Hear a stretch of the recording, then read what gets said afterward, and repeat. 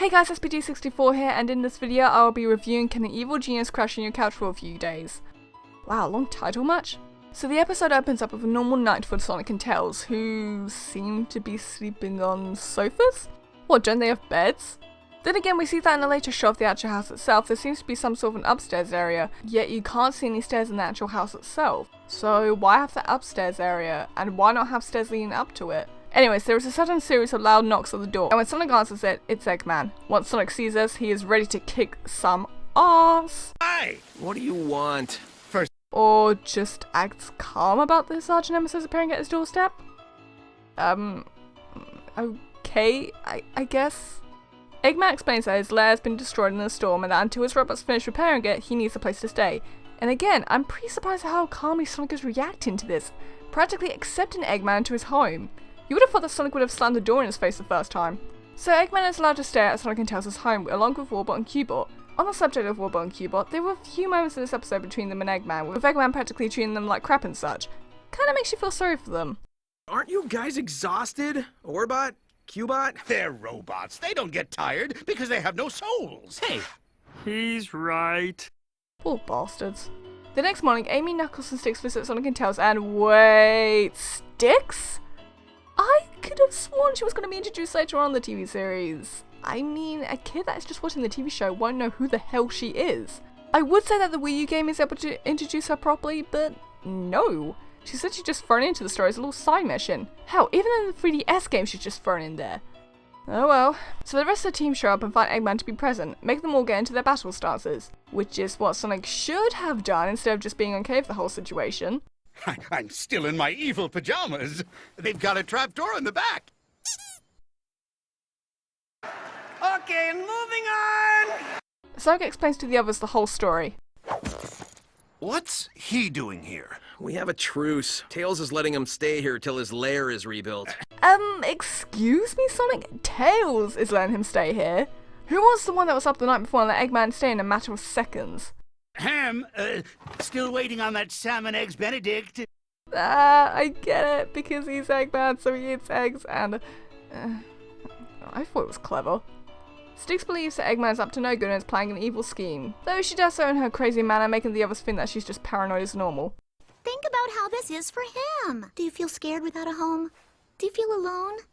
Are you eating your feelings? Somebody get her away from me. As funny as this moment is, when the fuck did Amy become Dr. Phil? Here we have a montage of Eggman staying in Sonic and Tails' home, managing to piss off the Fox and Hedgehog duo whilst doing so.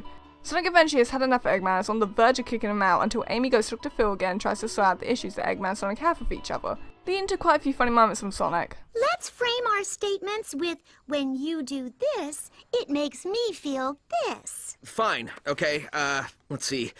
When you live here, it makes me feel angry. Because you're a horrible roommate and nobody in this house likes you. Sonic, you complete and utter douchebag. Eggman seems to become saddened by Sonic's words and confesses that he hasn't been a good roommate, and promises to change his ways if he gets a second chance, which Sonic agrees to despite him not being keen on the idea.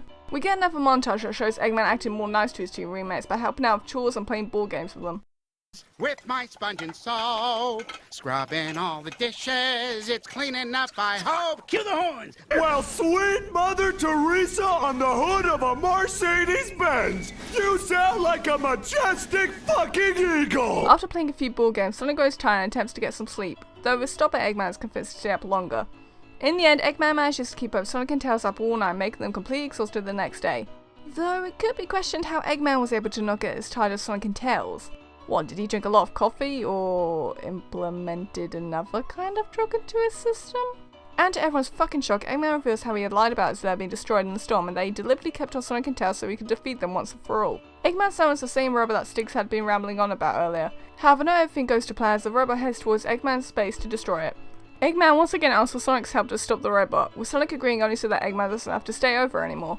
Sonic, Eggman, and the rest of the team fly over to Eggman's base to take down the robot. I really like how the show keeps up with continuity a little bit by giving Tails a brand new plane, as his blue plane from the first episode was sunken during the race. However, that blue plane was the same plane that was used in the Rise of Lurk and Shadow Crystal games, which could hint that this event in the show and all future episodes take place after the two games. Anyways, this scene really contains small comedic moments of Sonic and Tails constantly falling asleep, which is pretty funny at times, and Sonic's yawns in these episodes. I mean, oh, I like how Roger made Sonic sound tired. Yeah, that'll work. I'd also like to address the moment that apparently deconfirms on Amy, and I actually disagree.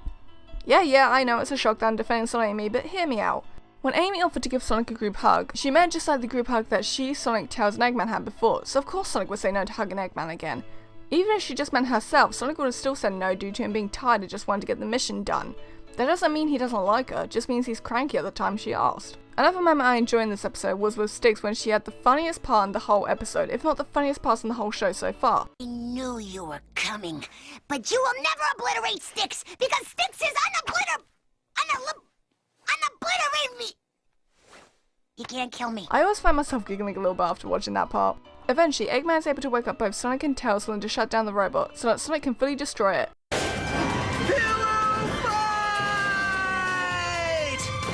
In the most cringe-worthy way possible.